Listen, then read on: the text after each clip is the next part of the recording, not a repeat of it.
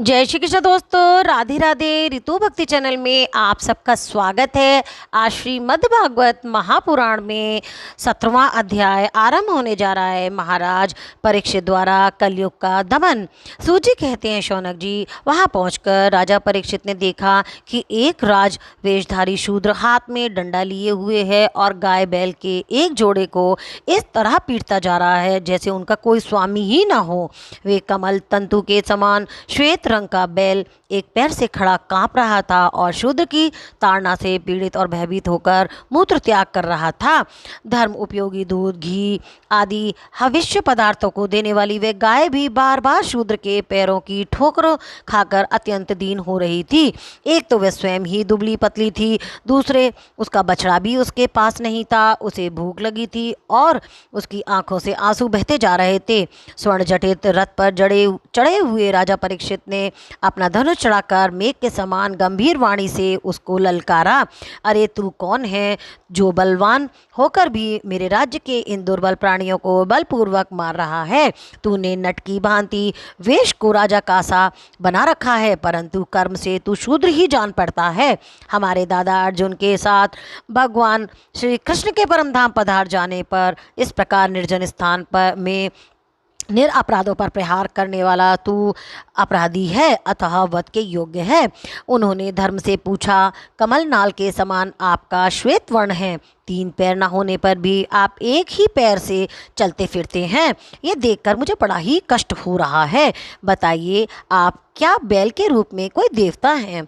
अभी ये भूमंडल कुरुवंशी नरपतियों के बहुमल से सुरक्षित है। इसमें आपके सिवा और किसी भी प्राणी की आंखों से शोक के आंसू बहते मैं देख नहीं सकता।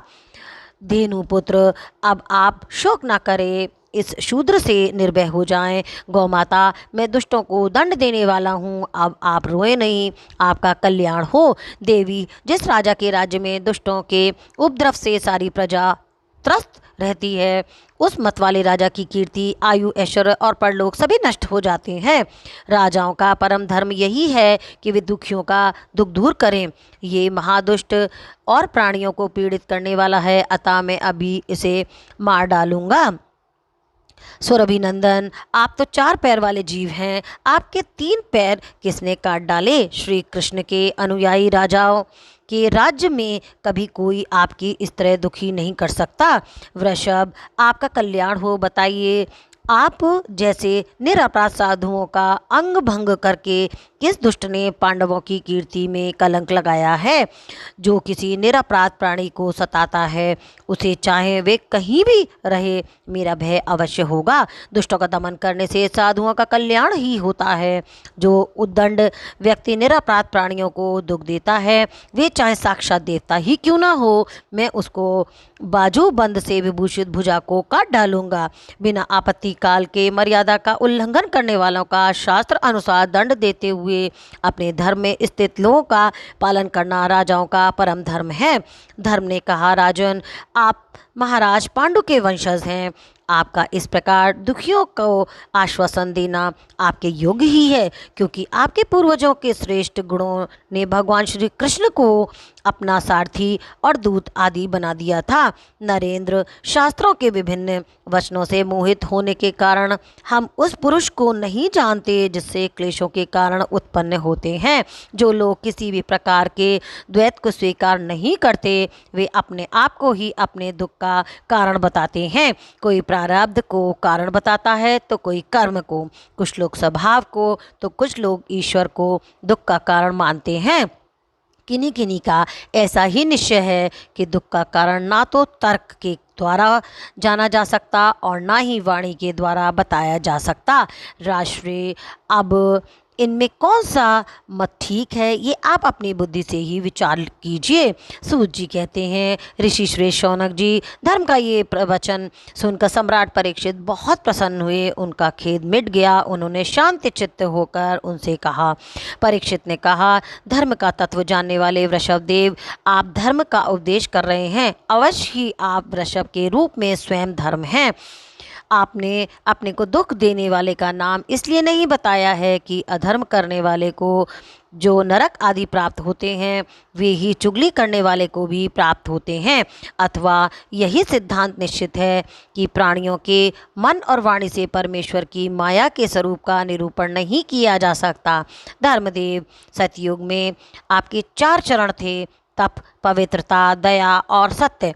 इस समय अधर्म के अंश, गर्व, आसक्ति और मद से 3 चरण नष्ट हो चुके हैं। अब आपका 4था चरण केवल सत्य ही बच रहा है, उसी के बल पर आप जी रहे हैं। असत्य से पुष्ट हुआ ये अधर्म रूप कलयुग उसे ही ग्रास कर लेना चाहता है। ये गौमाता साक्षात पृथ्वी हैं। भगवान ने इनका भारी बोझ उतार दिया था और ये उनके राशि राशि सौंदर्य बिखेरने वाले चरण चिन्हों से सर्वत्र उत्सवमयी हो गई थी। अब ये उनसे बिछुड़ गई हैं और वे साध्वी अभागिनी के समान नेत्रों में जल भरकर ये चिंता कर रही हैं कि अब राजा का स्वांग बनाकर ब्राह्मण द्रोही शूद्र मुझे भोगेंगे। महारथी परीक्षित ने इस प्रकार धर्म और पृथ्वी को सांत्वना दी। फिर उन्होंने अधर्म के कारण रूप कलयुग को मारने के लिए तीक्ष्ण तलवार उठाई। कलयुग ताड़ गया कि ये तो अब मुझे मार ही डालना चाहते हैं, अतः झटपट उसने अपने राज चिन्ह उतार डाले और भय होकर उनके चरणों में अपना सिर रख दिया। परीक्षित बड़े ही यशस्वी, दीन वत्सल और शरणागत रक्षक थे। उन्होंने जब कलयुग को अपने पैरों में पड़ा देखा तो कृपा करके उनको मारा नहीं, अपितु हंसते हुए उनसे कहा। परीक्षित बोले, जब तू हाथ जोड़कर शरण में आ गया है तब अर्जुन के यशस्वी वंश में उत्पन्न हुए किसी भी वीर से तुझे कोई भय नहीं है, परंतु तू अधर्म का सहायक है, इसीलिए तुझे मेरे राज्य में बिल्कुल नहीं रहना चाहिए। तेरे राजाओं के शरीर में रहने से ही लोभ, झूठ, चोरी, दुष्टता, स्वधर्म त्याग, दरिद्रता, कपट, कलह, दम और दूसरे पापों की बढ़ती हो रही है। अतः अधर्म के साथ ही इस ब्रह्म वर्त में तू एक क्षण के लिए भी यहाँ नहीं रह सकता, क्योंकि ये धर्म और सत्य का निवास स्थान है। इस क्षेत्र में यज्ञ विधि के जानने वाले महात्मा यज्ञों के द्वारा यज्ञ रूप भगवान की आराधना करते रहते हैं। इस देश में भगवान श्री हरि के यज्ञों के रूप में निवास करते हैं। यज्ञों के द्वारा उनकी पूजा की जाती है और वे यज्ञ करने वालों का कल्याण करते हैं। वे सर्व आत्मा भगवान वायु की भांति समस्त चराचर जीवों के भीतर और बाहर एक रस स्थित रहते हुए उनकी कामनाओं को पूर्ण करते रहते हैं। सूत जी कहते हैं, परीक्षित की ये आज्ञा सुनकर कलयुग सिहर उठा। यमराज के समान मारने के लिए उद्धत हाथ में तलवार लिए हुए परीक्षित से ये बोला। कली ने कहा, सार्वभौम, आपकी आज्ञा से जहाँ कहीं भी मैं रहने का विचार करता हूँ वहीं देखता हूँ कि आप धनुष पर वार चढ़ाए खड़े हैं। धार्मिक शिरोमणि, आप मुझे वह स्थान बताइए जहाँ मैं आपकी आज्ञा का पालन करता हुआ स्थिर होकर रह सकूं। सूत जी ने कहा। कलयुग की प्रार्थना स्वीकार करके राजा परीक्षित ने उसे 4 स्थान दिए: धूत, मदपान, स्त्री संग और हिंसा। इन स्थानों में क्रमशः असत्य, मद, आसक्ति और निर्दयता, ये 4 प्रकार के अधर्म निवास करते हैं। उसने और भी स्थान मांगे, तब समर्थ परीक्षित ने उसे रहने के लिए एक और स्थान दे दिया, जो था सुवर्ण यानी धन। इस प्रकार कलयुग के 5 स्थान हो गए: झूठ, मद, काम, वैर और रजोगुण। परीक्षित के दिए हुए इन्हीं 5 स्थानों में अधर्म का मूल कारण कली उनकी आज्ञाओं का पालन करता हुआ निवास करने लगा। इसीलिए आत्मकल्याण की पुरुष को इन 5 स्थानों का सेवन कभी भी नहीं करना चाहिए। धार्मिक राजा, प्रजावर्ग के लौकिक नेता और धर्मोपदेष्टा गुरुओं को तो बड़ी सावधानी से इनका त्याग कर देना चाहिए। राजा परीक्षित ने इसके बाद वृषभ रूप धर्म के 3 चरण तपस्या, शौच और दया जोड़ दिए और आश्वासन देकर पृथ्वी का संवर्धन किया। वे ही महाराजा परीक्षित इस समय अपने राज सिंहासन पर, जिसे उनके पितामह महाराज युधिष्ठिर ने वन जाते हुए उन्हें दिया था, विराजमान हो गए।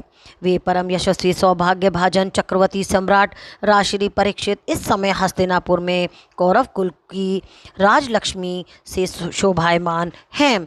अभिमन्यु नंदन राजा परीक्षित वास्तव में ऐसे ही प्रभावशाली हैं जिसके शासनकाल में आप लोग इस दीर्घकालीन यज्ञ के लिए दीक्षित हुए हैं। इति श्रीमद्भागवते महापुराणे पारमहंस्यां संहितायां प्रथम स्कंदे कली निग्रहो नाम सप्तदशो अध्याय संपन्न। बोल कृष्ण भगवान की जय। ओम नमो नारायण भगवते वासुदेवाय नमः। वीडियो देखने के लिए आपका बहुत बहुत धन्यवाद। यहाँ दिख रहे 2 वीडियो पर दबाकर आप और भी मेरे वीडियो देख सकते हैं। जय श्री कृष्णा, राधे राधे।